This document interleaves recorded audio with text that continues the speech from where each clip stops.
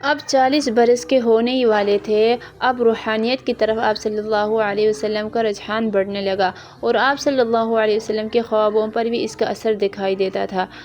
اکثر یہ ہوتا کہ آپ صلی اللہ علیہ وسلم خواب میں کوئی چیز دیکھتے، وہ حقیقت میں بھی ایسا ہی ہوتا تھا۔ اس صورتحال میں آپ صلی اللہ علیہ وسلم نے اپنے دل و دماغ کو پرسکون رکھنے کے لیے اللہ تعالیٰ کی عبادت شروع کر دی۔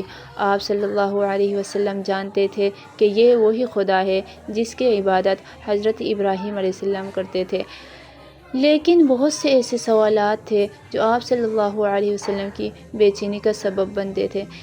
یہ سارے واقعہ آپ صلی اللہ علیہ وسلم نے خدیجہ رضی اللہ تعالیٰ عنہا کو بتایا۔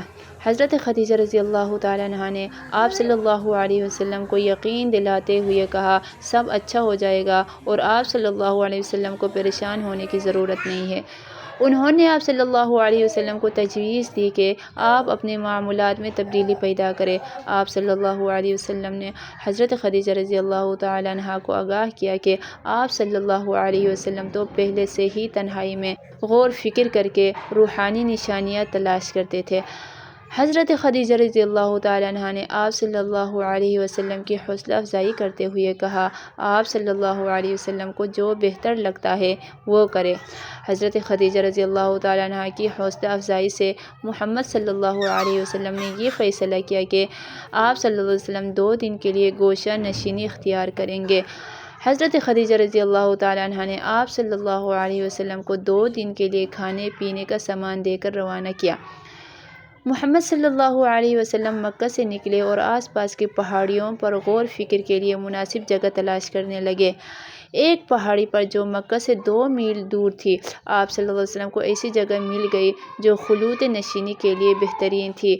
یہ حرا نامی غار تھی۔ پہاڑی کے تقریباً نصف بلندی 900 فٹ پر واقع اس غار کا رخ کعبہ کی جانب تھا۔ آپ صلی اللہ علیہ وسلم اس غار میں رہتے اور شہر کی طرف آتے اور پھر جا کے اسی غار میں رہتے، اللہ تعالیٰ کی عبادت کرتے۔ سال 610 ہجری کے ماہ رمضان کی ایک بابرکت رات میں یہ سب کچھ بدل گیا۔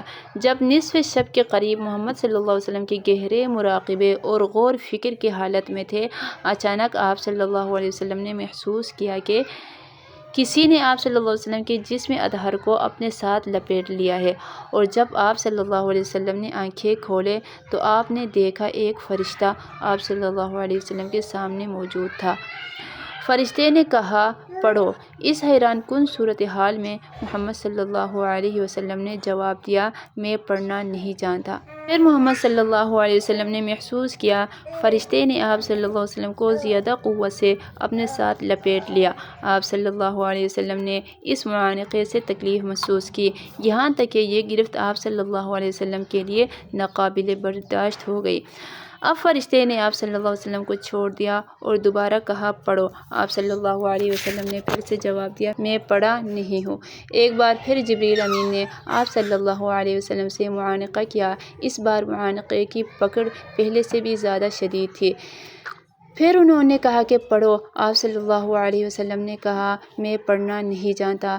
پھر فرشتے نے آپ صلی اللہ علیہ وسلم کو چھوڑ دیا اور یہ الفاظ کہے جس کا ترجمہ یہ ہے، اے محمد اپنے پروردگار کا نام لے کر پڑھو جس نے عالم کو پیدا کیا۔ پھر فرشتے نے آپ صلی اللہ علیہ وسلم کو چھوڑ دیا اور یہ الفاظ کہے جس کا ترجمہ یہ ہے، اے محمد صلی اللہ علیہ وسلم اپنے پروردگار کا نام لے کر پڑھو جس نے عالم کو پیدا کیا، جس نے انسان کو خون کی پھٹکی سے بنایا۔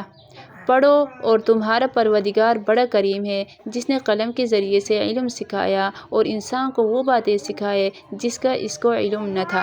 جب فرشتے نے یہ الفاظ ادا کیے تو محمد صلی اللہ علیہ وسلم نے خود کو یہ الفاظ حرف بحرف دہراتے ہوئے سنا۔ جتنے زوردار الفاظ میں یہ آیت آ رہی تھی، یوں لگتا تھا کہ یہ آپ صلی اللہ علیہ وسلم کے دل پر نقش ہو چکی ہے۔